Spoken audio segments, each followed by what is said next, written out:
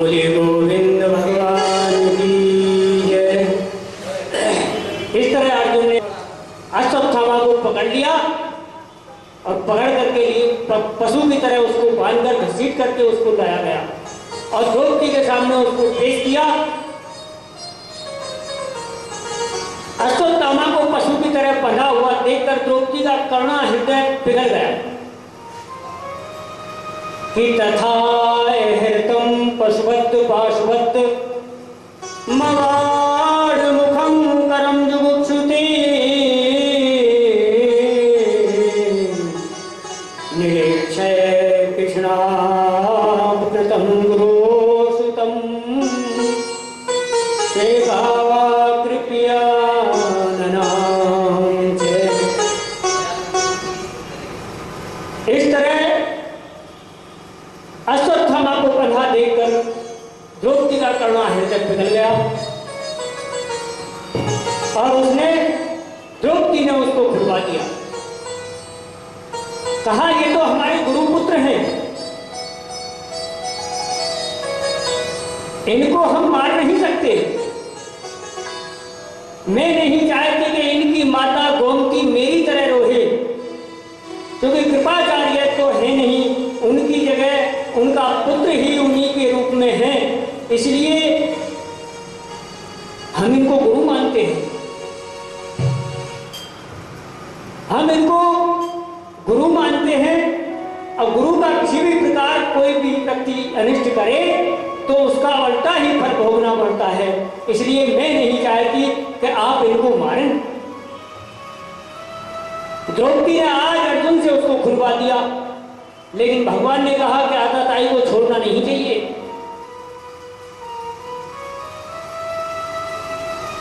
अब भगवान कृष्ण की ये पास अर्जुन ताड़ गए और अश्वत्थामा की मणि और बाल उतार लिए। उतार करके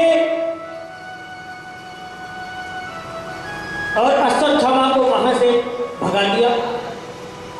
ब्राह्मण के लिए मृत्यु का विधान नहीं है। ब्राह्मण को स्थान से भगा देना, उसका धन छीन लेना, उसके वस्त्र छीन लेना, यही उसका होता है। यही मृत्यु दंड के बराबर उसका दंड हो जाता है। अब भगवान कृष्ण वहां से द्वारकापुरी जाना चाहते हैं। उनके साथ उद्धव जाने को तैयार हुए। रथ लेकर जैसे ही बाहर निकले, इतने ही पीछे से उत्तरा दौड़ी चली आ रही है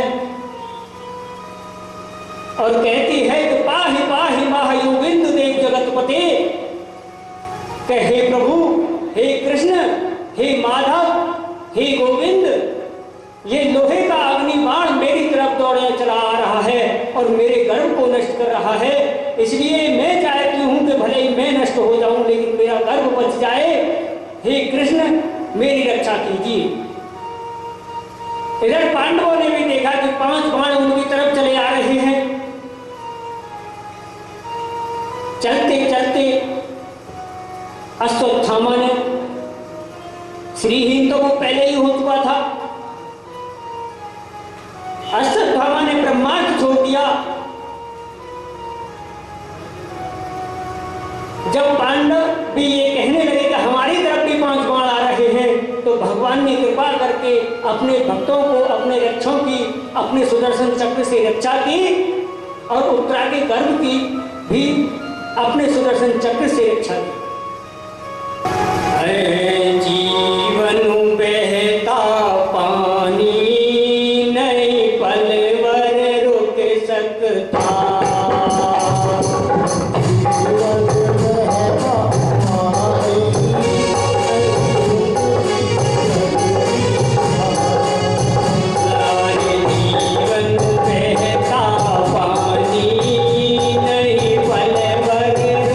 सकता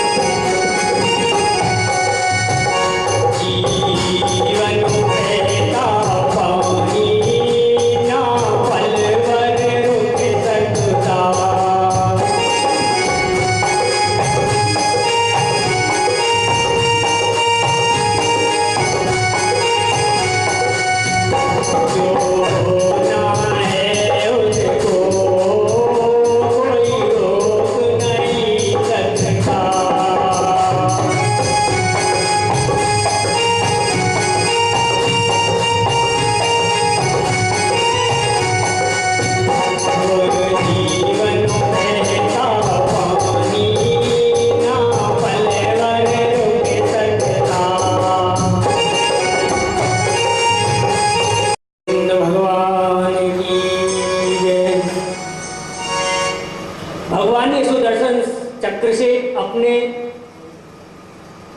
इन स्वजनों की रक्षा की। फिर कुंती उन्हें समझा बुझा करके और पांडव लोग भी उन्हें रथ से वापस ले आए और कुंती भगवान कृष्ण की आराधना करने लगी कि नमस्ते पुरुषम त्वादुमीश्वरं प्रकृते परम यदाक्षयं सर्वभूतानां अंतर्बहिः स्थितम्। कुंती ने कहा, हे माधव, हे कृष्ण, तुम संपूर्ण जीवों में अंदर और बाहर एक रस स्थित हो। तुम्हारी माया अजीब है। तुम कब क्या करना चाहते हो ये कोई नहीं जानता। हे माधव, तुमने हमारी बहुत रक्षा की है, बहुत मदद की है, बहुत साथ दिया है। शायद कोई दूसरा इतना साथ नहीं देता। कृष्णाय वासुदेवाय देवकी नंदनाय च नंदकुमाराय गोविंदाय नमो नमः।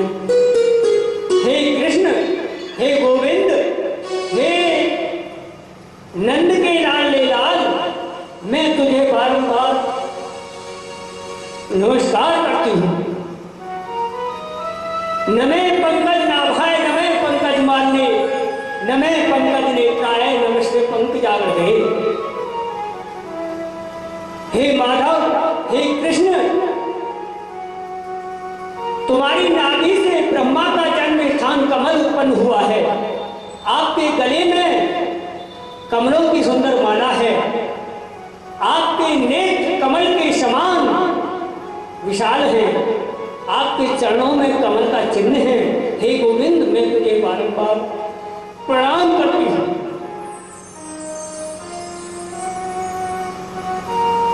विविधे संतु ने सस्तु तत्व जगत गुरु भक्तो दर्शनम यतश्चाद पुनर्भव दर्शनम। कुंती ने कहा, हे कृष्ण, मैं चाहती हूं कि मेरे ऊपर बार बार विपत्तियां आती रहे, क्योंकि विपत्तियों में ही आपके दर्शन हुआ करते हैं। मैं आपके दर्शन की आभारी हूं। आपने हमारा साथ दिया है। आपने हमारी पग पग पर सहायता की है। आपकी सहायता कितनी गिनाऊं। जिस समय मेरे बच्चे ये छोटे थे और अभी तक आपने सहायता ही तो की है। ये आपके नाम के सहारे से तो यही चल रहे हैं। ऐसा कौन होगा जो भगवान के नाम लेकर के और भगवान का सहारा लेकर के, भगवान का शरणागत होकर के और भगवान रक्षा ना करें।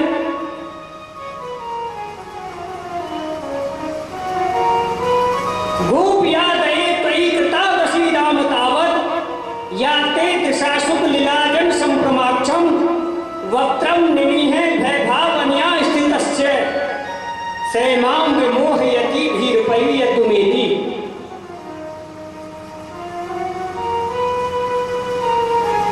कुंती कहती है कि हे माधव, तुम कब क्या करना चाहते हो कोई नहीं जानता। जिस समय माता यशोदा ने तुमने दूध की मटकी बखेर दी थी, तो माता ने रस्सी लेकर तुम्हें बांधना चाहा, तो तुम्हारी मुख पर पसीने की बूंदें, मुखारविंद नीचे को लटका हुआ, मुख पर घुंघराली अटकें और भय की भावना से खड़े हुए हैं। भला मैं आज यह देखती हूं कि भय भी बड़ा भय से भय मानता है क्या? भय भी किसी से भय मानता है? तो हे गोविंद, मैं तुझे बारंबार प्रणाम करती हूँ। एक कीर्तन छोटा सा। अरे मैंने चित्त चोर लियो है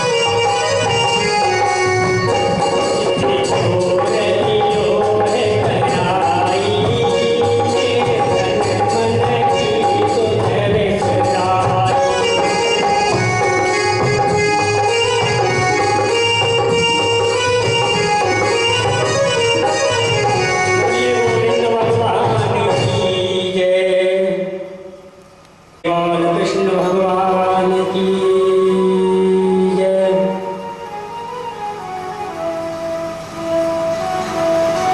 इस तरह कुंती ने भगवान की प्रार्थना की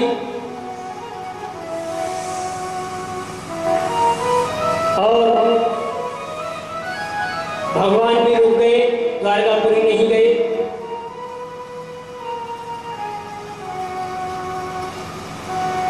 अब युधिष्ठिर को लगा कि मेरे द्वारा जो युद्ध भूमि में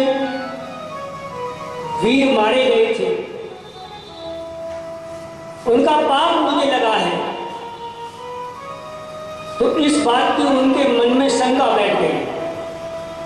जबकि शास्त्र कहता है कि यदि राजा पापियों को युद्ध में मारता है तो उसको पाप नहीं लगता, लेकिन फिर भी युधिष्ठिर के मन में शंका बनी रही और उन्होंने कुरुक्षेत्र की यात्रा की।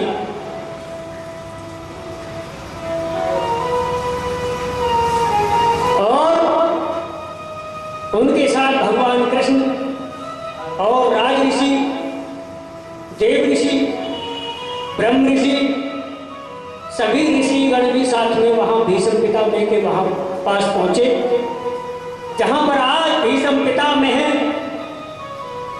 जैसे कोई आकाश से देवता आकर के पृथ्वी पर पड़ा हो, आज भीष्म पितामह इस तरह पड़े हुए हैं कि पांडु पुत्रानुपाशी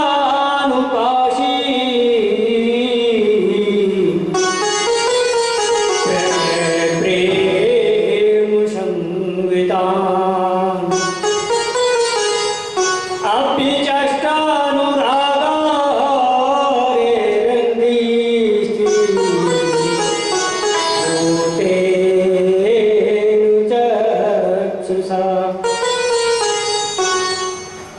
पांडव भीष्म पितामह के पास बैठ गए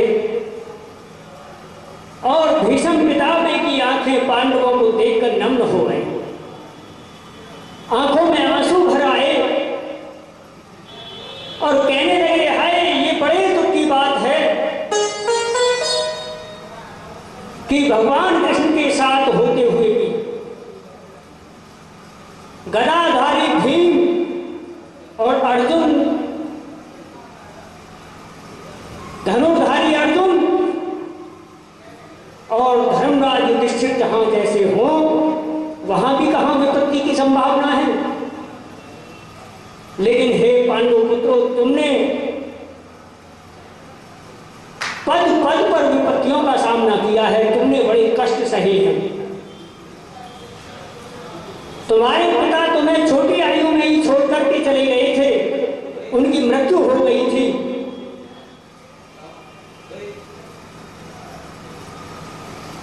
तब से तुमने कष्ट ही कष्ट भुगते हैं। भला जहां श्री कृष्ण जैसे परमात्मा हो वहां भी कहा कष्ट की संभावना है। इनकी लीला को कोई नहीं जानता कि ये क्या करना चाहते हैं।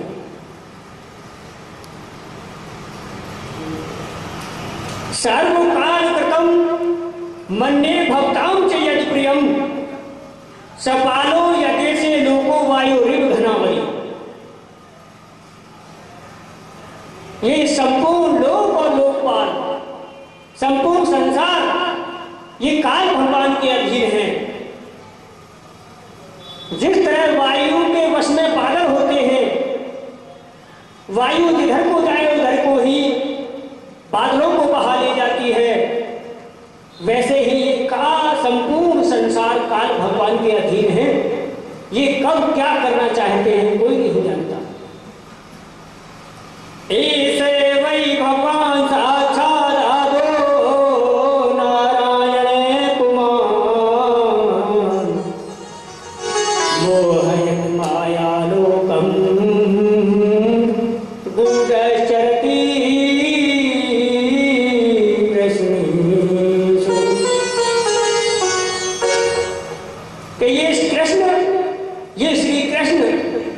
साक्षात भगवान है, ये नारायण है।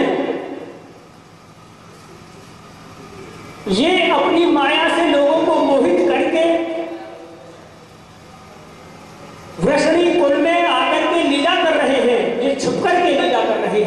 यह कोई नहीं जानता। इनका भेद तो केवल भगवान कपिल देव और भगवान शंकर और देवर्षि नारद ही जानते हैं कि सैदेव देवे भगवान प्रत्यक्षता कलेवरम यावदिदो विनोम्यम प्रसन्नहासारुणरोचिलोल सन्मुखबुधोधानुपत चतुर्भुज। के ये ही भगवान देवदेव जो प्रसन्न मुख, हास्य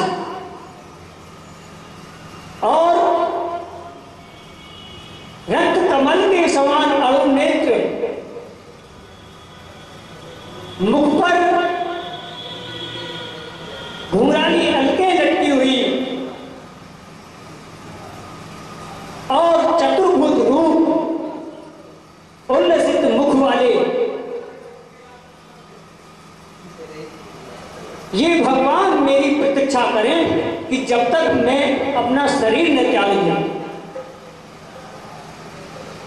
आज भीष्म पितामह का बड़ा सौभाग्य है जो भगवान के दर्शन होते हुए भीष्म पितामह के प्राण त्यागते हैं। ऐसा तो पुण्य किसी किसी महात्मा, किसी किसी योगी को ही मिलता है जिनको ध्यान में दर्शन होता है भगवान के चतुर्भुज रूप का। आज उनका रूप भीष्म पितामह साक्षात देख रहे हैं और खुद उनसे कह रहे हैं कि तुम मेरा इंतजार करो, तब तक मैं प्राण त्यागता हूं। कि त्रिभुवन कमुनम तमाल वर्णम रवि कर गौरांबरम ददाने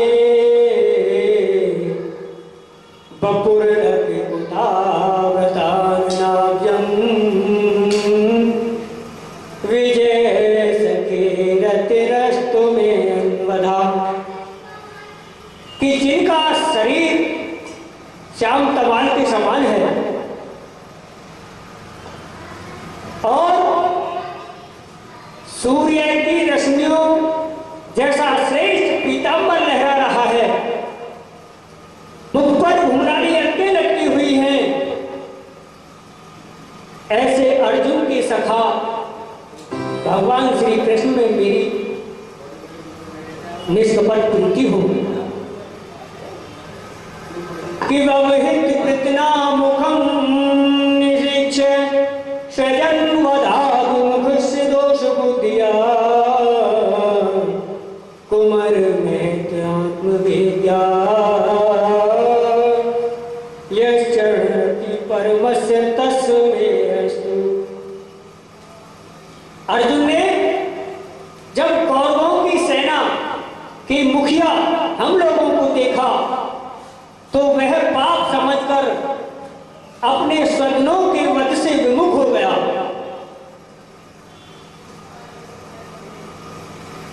लेकिन भगवान ने गीता का उपदेश करके उसको अध्यात्म की शिक्षा दी और उसके सामूहिक अज्ञान का नाश किया। ऐसे भगवान में मेरी परम प्रीति होगी।